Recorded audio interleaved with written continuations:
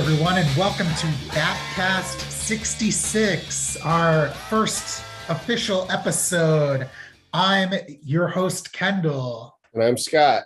And we're here to talk about the first episode of the 1966 Batman television series. It is called Hi Diddle Riddle. Mm-hmm. And it first aired January 12th, 1966, written by Lorenzo Semple Jr. and directed by Robert Butler. Yeah, I feel like it'll be interesting to see if these writers and directors are just kind of one-offs or if they come back around often. Yeah, that's part of the reason I want to keep track of that. I'm curious. But let me hit you with a synopsis real quick of this episode before we dig into it. Go for it. In the series debut, the Prince of Puzzlers, Frank Gorshin as the Riddler, diabolically tricks the dynamic duo in order to sue them for false arrest, have them unmasked in courts, and thus reveal their true identities. So it's kind of a big, crazy episode, like idea to start with. Yeah. Well, I guess we can start with our impressions. Yeah. What did you think of the episode, Scott? So I thought that the Riddler's attempt to sue Batman and Robin was kind of interesting and fun. I feel like they didn't really capitalize on that so much. But overall, it's a good start. I like that it's not an origin story for any of the characters. Batman and Robin are already doing their thing, and the Riddler is already doing his thing. And they just kind of drop you into this world. Like, you don't need much to go in with. We get the tiniest bit of an origin for Batman. Yeah, I want to bring that up. I was actually surprised to hear them mention his parents being murdered. Yeah, it definitely took me by surprise too. I had always just thought it was a thing no one ever talked about in the series. So same. Definitely wondering if it ever comes up again. Not that I think it needs to. Yeah. But I did think that was fun to get it. There's one other scene which we'll get to as we go through the episode in order that really feels like a first episode. But yeah, we'll get to it. So we'll get to it. I think I might know what you're talking about. Yeah. But yeah, so I guess with that, let's dig into Hey Diddle Riddle. Yeah. Or no, you would think it was Hey Diddle Riddle. No, it's Hi Diddle. It's high, yeah, sorry. It's pretty weird, huh? Yeah, I know. And we should point out that for the first two seasons, at least, all the episodes are two-parters, and their titles like kind of go together and rhyme. So Hi Diddle Riddle like sounds kind of weird on its own, but makes sense. But then second episode's called Smack in the Middle. I mean, they don't really make sense, but like it shows how they go together. Yeah. All right. So yeah, like we said in our episode 0, the series is available on DVD, Blu-ray, but you can also watch on Amazon Prime if you don't mind sitting through some ads, like it was the 1990s or something. Ads, man. Yeah. I know we're talking about a show from like, oh my God, like 60 years ago, but I'm not that old. All right, so let's take it from the top. We open at the Gotham City World's Fair, which uses footage from the real World's Fair in New York City. We open on a, what would you call this?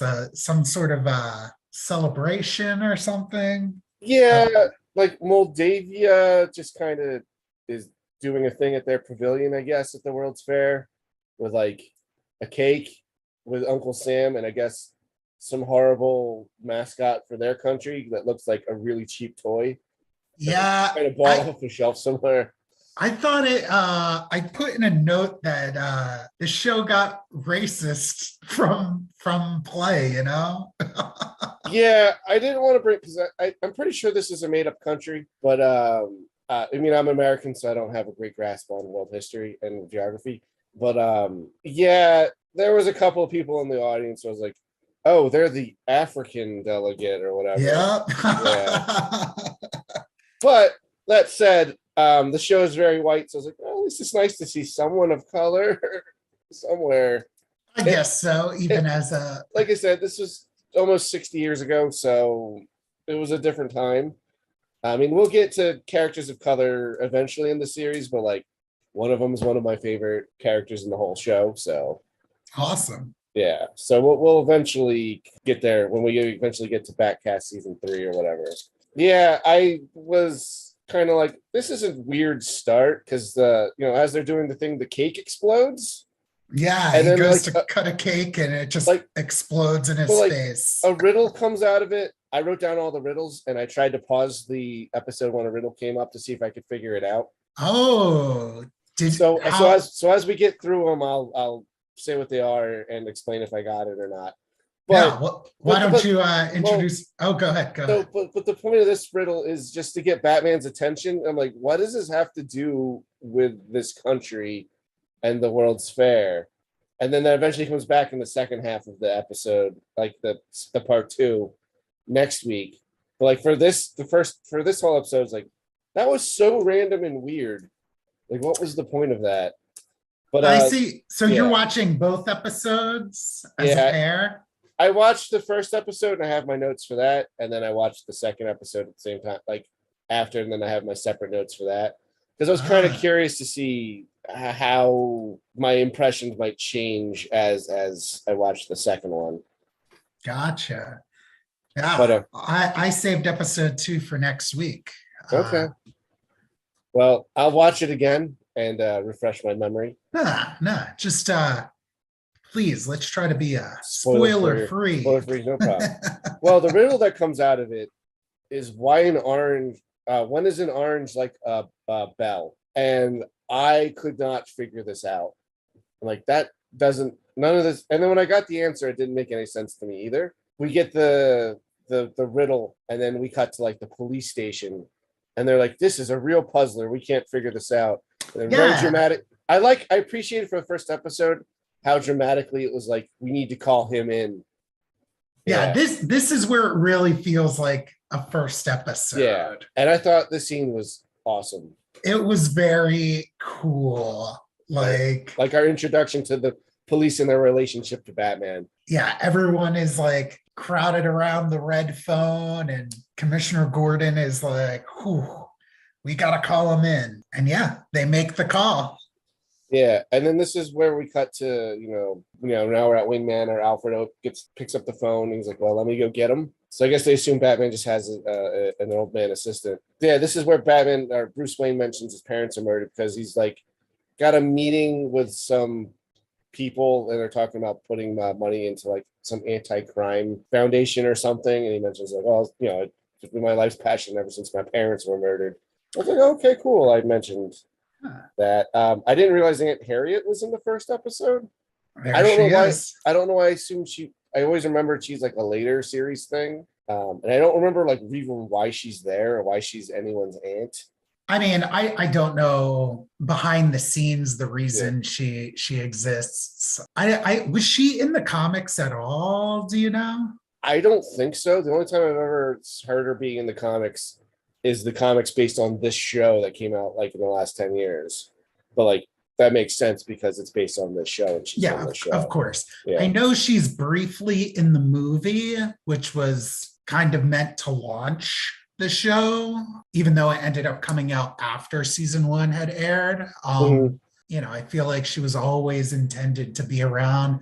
Maybe it was just to have a regular female cast member. She's the only one. Yeah, and like I don't know if maybe this was a weird standards and practices thing, because even back then people were like questioning the relationship between Batman and a young guy thing. So like maybe they're like, well, we need to have like a more maternal figure in, but like it doesn't make sense if like Dick Grayson's mom is there because he's still Batman's ward in this. So I guess but it also like if she's Bruce Wayne's aunt, then like why wasn't she his legal guardian and not after his parents died? Like it brings up a lot of questions that I don't have answers to.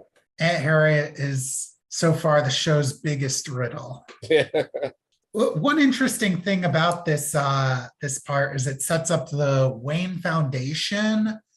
I'm not really sure what Bruce Wayne's like occupation was in the comics during this time. These days, it's very like Wayne Enterprises, very for-profit venture. So I do think it's cool that even way back then, the Wayne Foundation seems to be very nonprofit.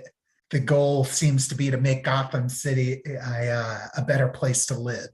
Yeah, because it seems like Bruce Wayne, like it's not the focus of the show, so like we don't know where he gets his money really, but like it seems like he's not involved in like the for-profit aspects of his company. I'm sure there'll eventually be an episode where they probably talk about it, because again, just going off my vague memories of the show, like that stuff never comes up. But I know the Wayne Foundation like is usually mentioned, like, oh, they'll handle this and that. Yeah, that's what he does when he's not being Batman. Which is more interesting than just the generic like millionaire playboy, which I know is always like, it was just kind of like always used to be his cover. Yeah. And I think it's a good cover. And, that's not to say they don't hype up that millionaire playboy aspect of him in the show. Yeah. But I like that this Bruce Wayne, like even when he's being like Bruce Wayne to like regular people, he's still very like the straight man of the series and like very serious and earnest. Yeah. Like he's still like he doesn't feel like a different character when he's Batman, other than he's wearing a goofy costume. Yeah, which is like, modern interpretations. The animated series did it very well, where it's like they tried to make them as separate as possible. Yeah. But here, they're the exact same guy. Yeah. Just, and like I kind of like that. Yeah. At least for this show's tone, Yeah. And it just like he's fighting crime by day and by night. By day and by night. Yes. Yeah. So Alfred comes in, whispers in his ear that the bat phone is ringing. And that's our first indication of this series' big gimmick where everything is bat something. Yeah. Much like you're listening to a Batcast. We get an excuse that I feel like comes back pretty often, where Bruce remembers that he promised to take his young ward Dick on a fishing trip. But, of course, it's really the cover to run into the study, push a little button on the William Shakespeare statue, and slide down the bat poles into the bat cave. Yep. And everything is nicely labeled. So in case anyone accidentally hit that, they know exactly which pole and where they're going. Yeah, thank goodness, right? Yeah. One of the things I find really charming about the show is like everything has a label, including like parts of his utility belt. Like it's all stuff that's going to be like viewed, like that should only be viewed by them. Like in the Batcave, everything's labeled everywhere. But like I like that they're like, this Batman is so like earnest and by the book that like he's like, well, that's like a safety feature. I need to label everything that happens in case, so everything's like nice and clear and organized and we know where things are, even though it's only like in theory only at max 3 people should ever be seeing this stuff, Batman, Robin, and Alfred. Yeah, in theory it would just be them. But anyway, the dynamic duo now in costume. Don't ask how that works. We don't know either. It's through bat technology as they slide down poles, just costumes just kind of come on them. Yes. And then when they go up, and then like their civilian outfits kind of materialize back on them too. They hop into the Batmobile. This whole sequence is, I guess, our first bit of stock footage, from them getting off the poles, jumping into the Batmobile. We get to hear the atomic batteries to power line. One of my favorites. I love everything about this Batmobile. It's easily my favorite of all of them. Very cool Batmobile. But yeah, even in this episode, I think they use the stock footage of the engine like fire coming out like all the time. Like they use it a lot, which is fine. That's how the shows were done at the time. Yeah. And like it's cool. But like I know like the sped up footage of like them leaving the cave with it is used all the time. Even them pulling up to police headquarters. Yeah. Speaking of police headquarters, Batman and Robin are there and they're trying to figure out this riddle. You got the answer, Scott? Yeah. So the riddle was when is an orange like a bell, or why is an orange like a bell? Sorry. And the answer is when they both must be peeled. What? How do you peel a bell? Well, I'm sure it's just some old timey. Yeah, I was like, this got to be some old phrase that I'm not aware of. Let's Google it real quick because we have Yeah. the internet. But yeah, while you're doing that, I'll mention that I did notice that between now I've watched. It's been a while since I've watched the show, but I've watched the movie a ton of times, and between the movie and this, I did notice that Robin is like a super genius and always gets the answer like immediately. And it's implied that Batman also knows what it is and is letting Robin kind of like figure it out. But like, does Batman ever know these things? That's a question to keep in our minds as we do Riddler episodes going forward. See if we can notice it. But it's something I definitely stuck out to me in this episode. Yeah, I do like how he is kind of like mentor-esque, Yeah, just like, oh, you figure it out, helping to develop his abilities as a crime fighter. Like, while I am surprised we did hear about Bruce Wayne's parents being murdered, I doubt we'll ever hear about the Flying Graysons and stuff.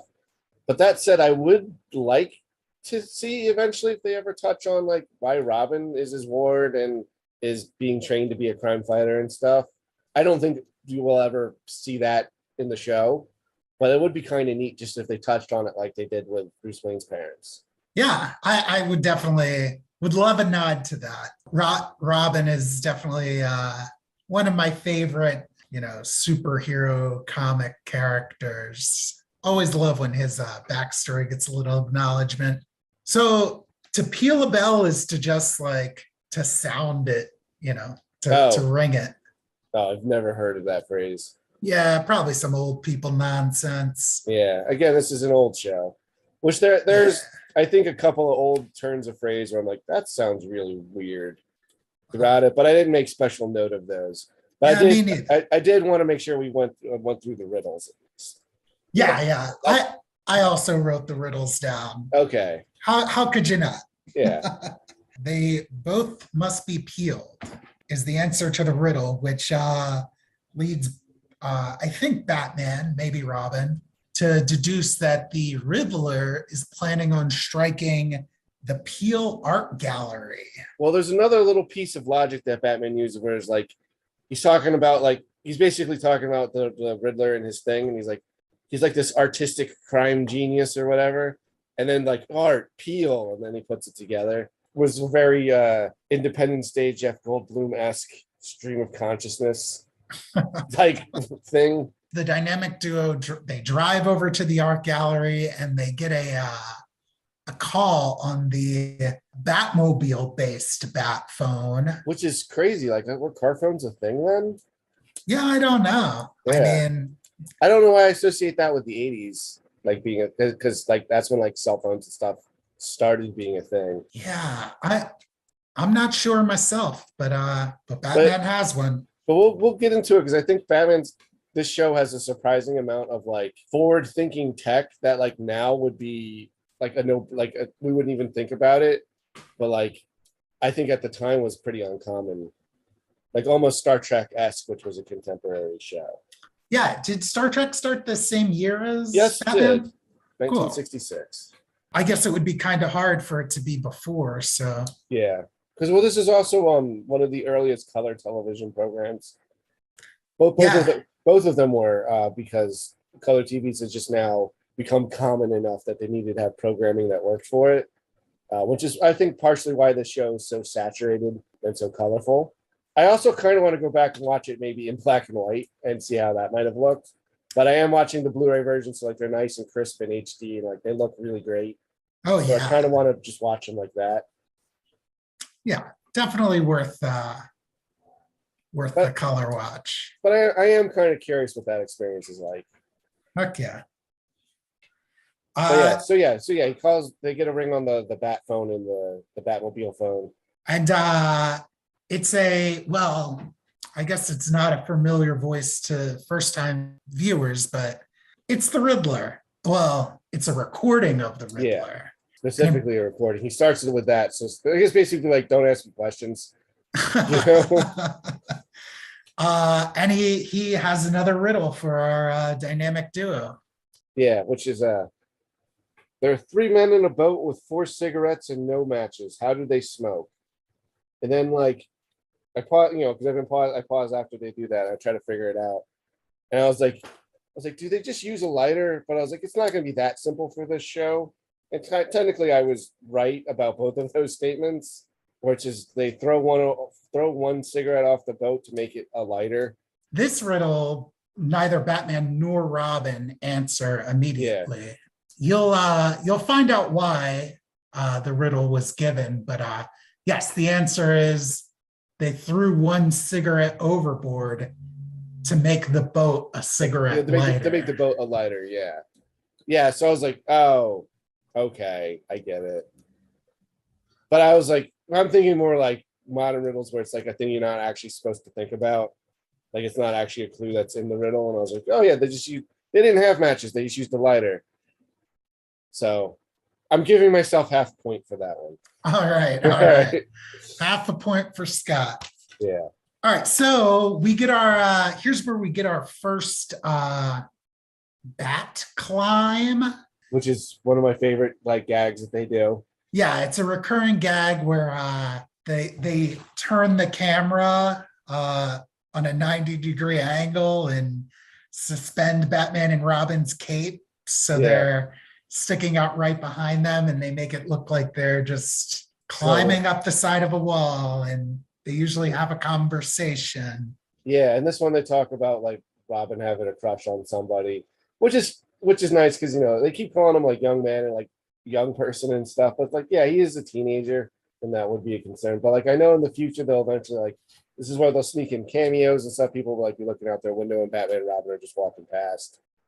So for the first one, this is fine. Yeah, I thought it was fun.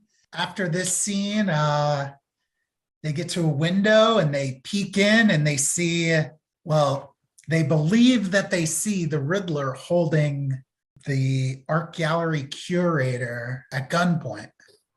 I was shocked to see a realistic gun being pointed at somebody in the show. Yeah, well, I think they're able to get away with it. There's a reason they can get away with it. Yeah. And at the moment I was like, oh, because I know that was like even a thing until the 90s. With the Batman animated series, like they weren't allowed to have the gun pointed at people, like realistic looking ones. That's why they're all like kind of sci-fi lasery. Oh, I feel like in the animated series, at least in the beginning, they got away with it a lot more. But they apparently standards and practices got all over them. Yeah, that makes sense because like there's a lot of just straight up Tommy guns and handguns. But like we're 80s kids, like they were like that's why G.I. Joe just shot lasers and stuff at everyone. Like they couldn't use real weapons.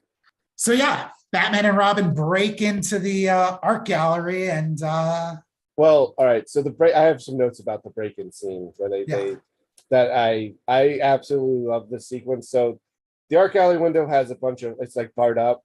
So Batman, uses his like little handheld bat laser to like cut them off. And then Robin's about to throw it down onto the street. And he's like, I love how corny and earnest and serious this Batman is. And he's like, no, pedestrian safety.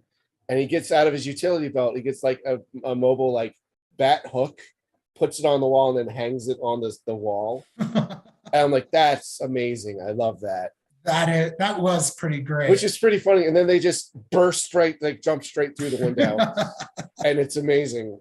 It's like with how silly that is because they can just open it. But it makes a great entrance. And I loved it. Because I love both those kinds of things where it's like, I love that this version of Batman being like so civic minded and doing that stuff. And then just like goofy over the top superhero things. Like just jumping through windows completely unscathed. Like that's one of my favorite superhero things like ever in general, but of course. Yeah. But it was a lot. It was a great entrance. Yeah.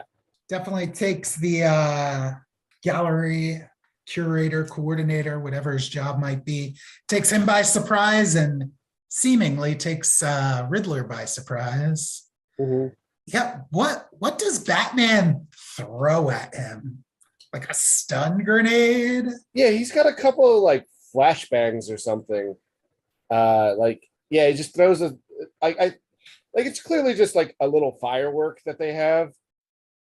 But yeah, I guess it's supposed to stun him. Yeah. Because he like does like freak out and then like smash into something.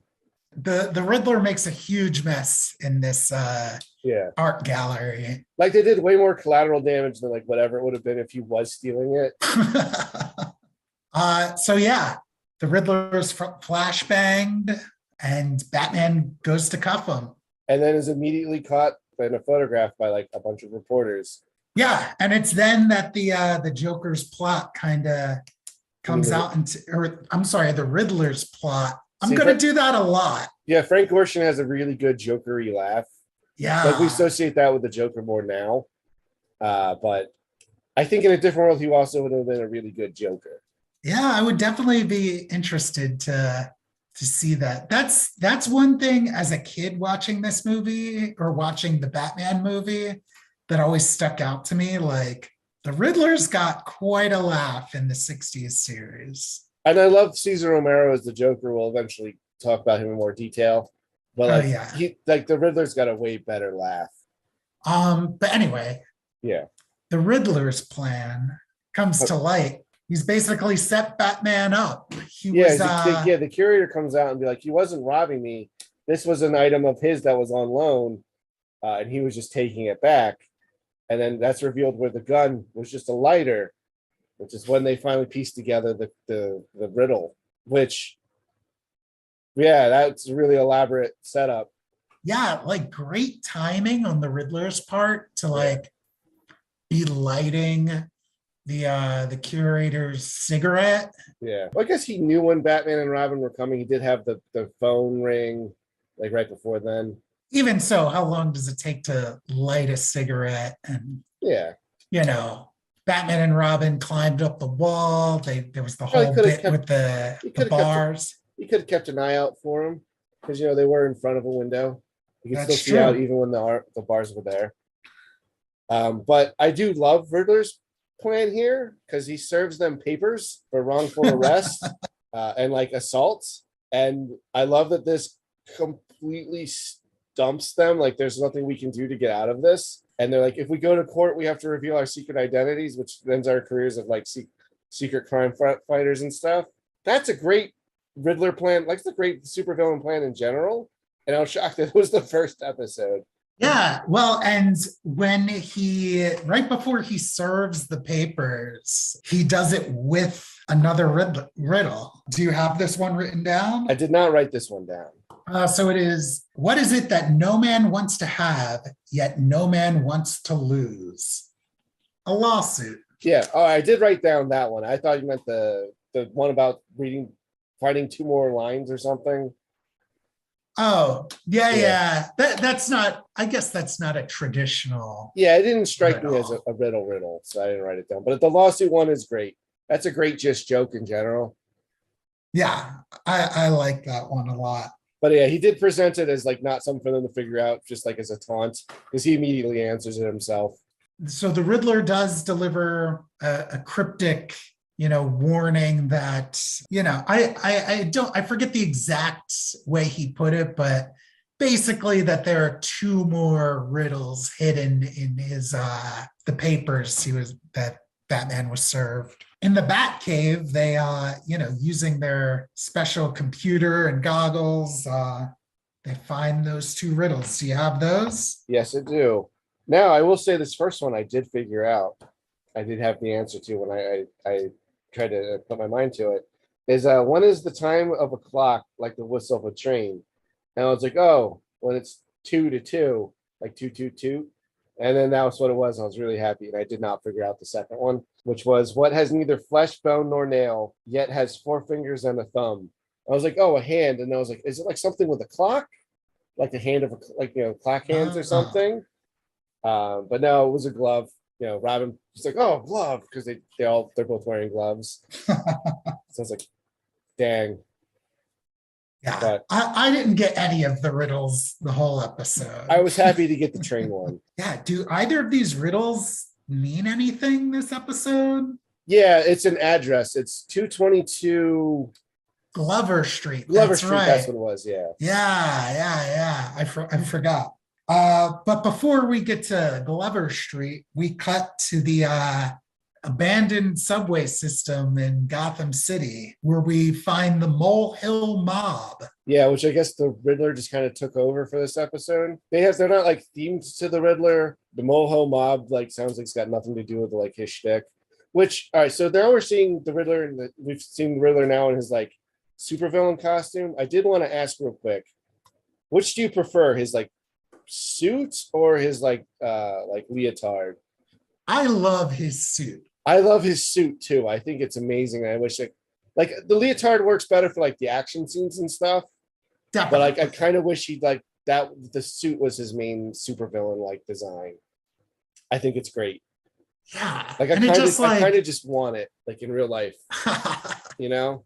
You would wear it to work? Yeah, why not? I've worn my Adam West Batman costume to work before for Batman Day and stuff.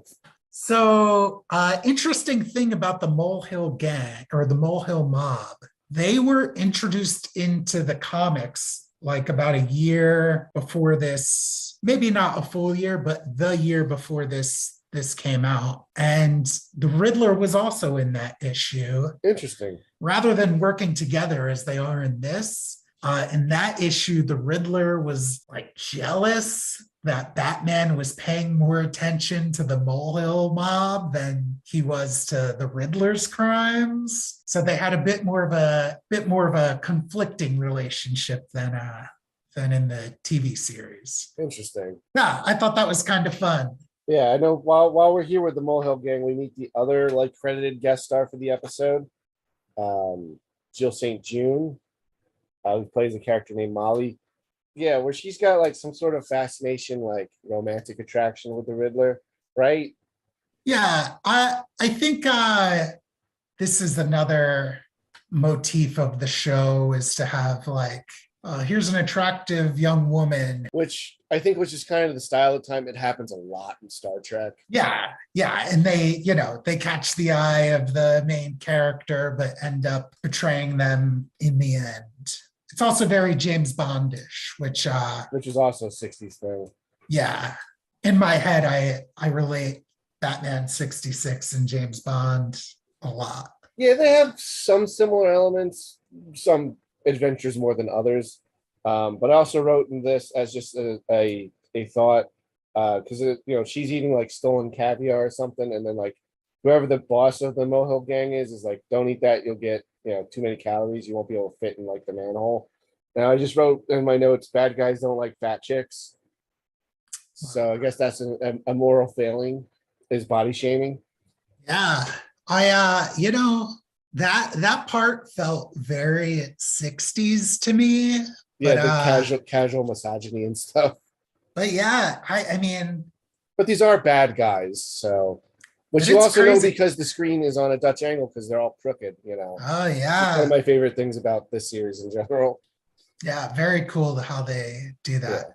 But yeah, I don't know. At the beach, I heard a very similar conversation to this from the family that was set up next to us, where the guy's like, oh, he goes into his cooler and he's like, oh, here's a great drink for a woman, very low calorie. And I was like, oh my God. That's so gross. Yeah. That sucks. But anyway. From there, we get to Batman and Robin coming up to 222 Glover Street. And it's a dance club called What a Way to Go-Go. Which is very 60s name. Yeah, I personally love it. Yeah. I wish I could go to this dance club. So do I. But yeah, I love when they pull up, they're going to enter in, and then the bounce is like, hey, Robin's underage. And he's like, well, yes, of course. Robin, go park the car. And then, so Batman goes in, which, Robin's like, listen, I can go wait in the parking lot and use like the Bat telescope to see what's going on. And I wrote like, how is he getting this footage? Yeah, it's a thing that happens in the movie too, where like the Batmobile is just able to get all these different shots and angles of a scene that would be impossible for it to see. But yeah, like they just play like the shots from the episode just on a little screen in the Batmobile. But like again, this world's not meant to be realistic, so like these kinds of details aren't really important. But Yeah, it's just silly. Just thoughts I noticed as I watched. This is where we get, the famous Batusi scene as Batman enters the club. Everyone's dancing, and he makes like a big deal. Or like, people are like, "Oh my God, it's Batman!" And he's like, "Hey, I'm just gonna wait by the bar. I don't want to draw attention to myself." Which is so such funny. a great joke. Yeah, it's just so funny. Yeah. And then he's just hanging at the bar, and then that's where Molly is. But like the bartender is that guy who doesn't like fat chicks from the Molehill Gang. And I love that Batman's just like, I order a fresh orange juice because that's such a square. Like the only thing that would have been square is if you ordered milk. Which I was expecting him to order a glass of milk. But you know what? Orange juice makes more sense to be at a bar because you can use it like screwdrivers and other kinds of drinks.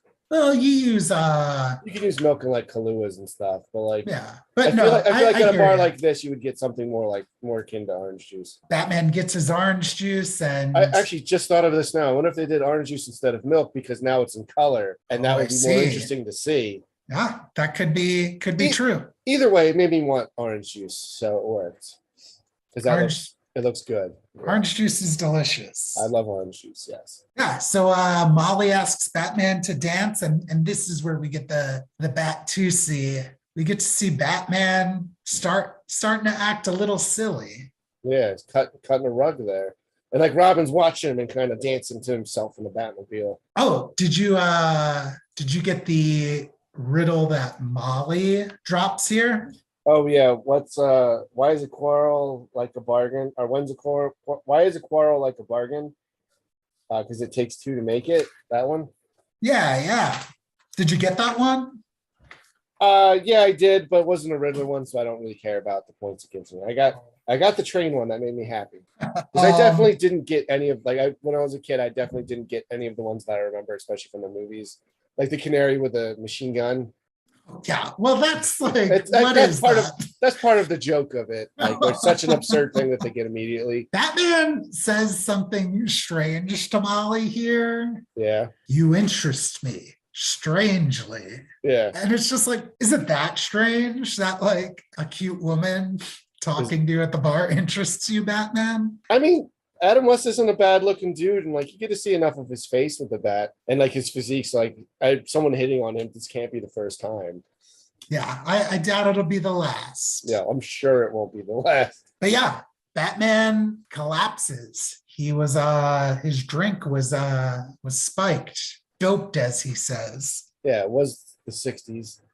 And then that's when Robin goes to spring into action because he's, of course, watching it from the Batmobile, and out comes the Riddler with a tranq gun, just shoots a dart right in Robin's arms, and Robin is now kidnapped.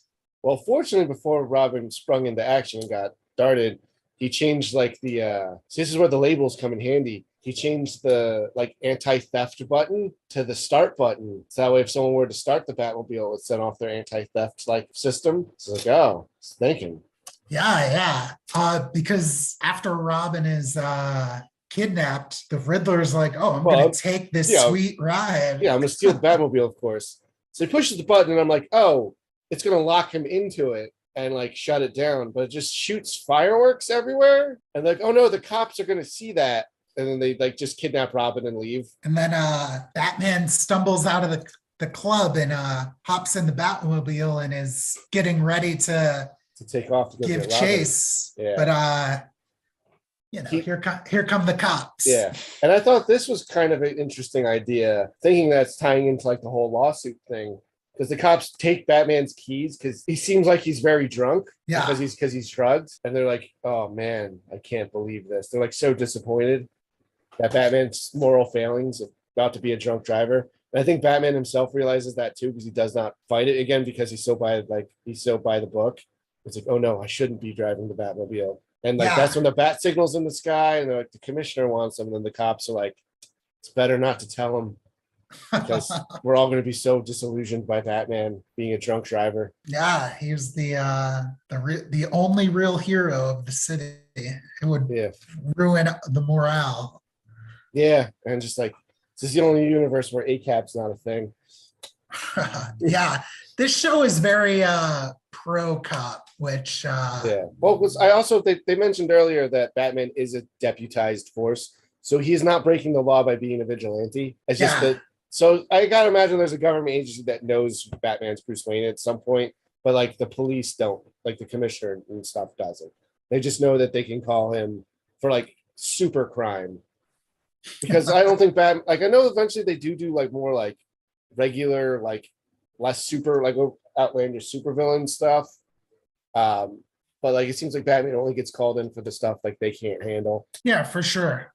Which if the police were better at riddles, I think they could handle the Riddler. Yeah, but unfortunately, all they seem to be good for is taking Batman's keys at the moment. Which, to be fair, his car is like atomic powered, and like if he is under the influence, he could do a lot of damage. Yeah, definitely. Yeah, it was the right move.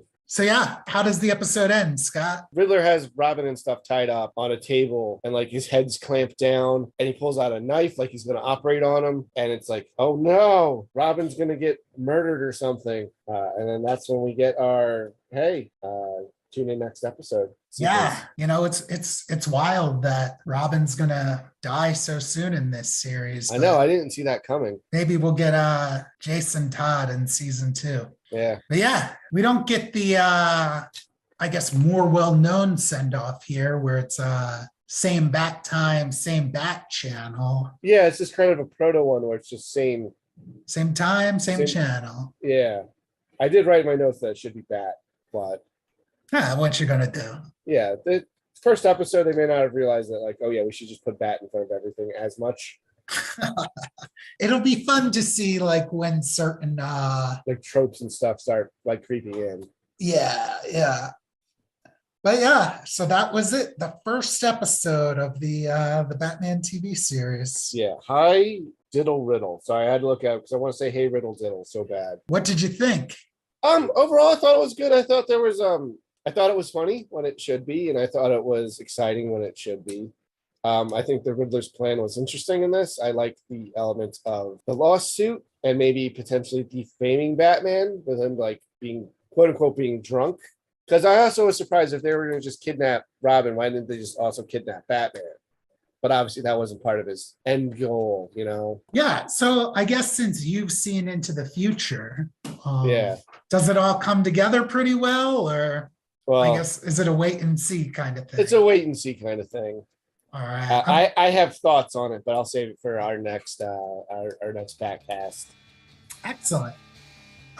So yeah, we hope y'all join us next time for Batman episode 2, Smack in the Middle. Mm-hmm. We'll see you next week, same Batcast time.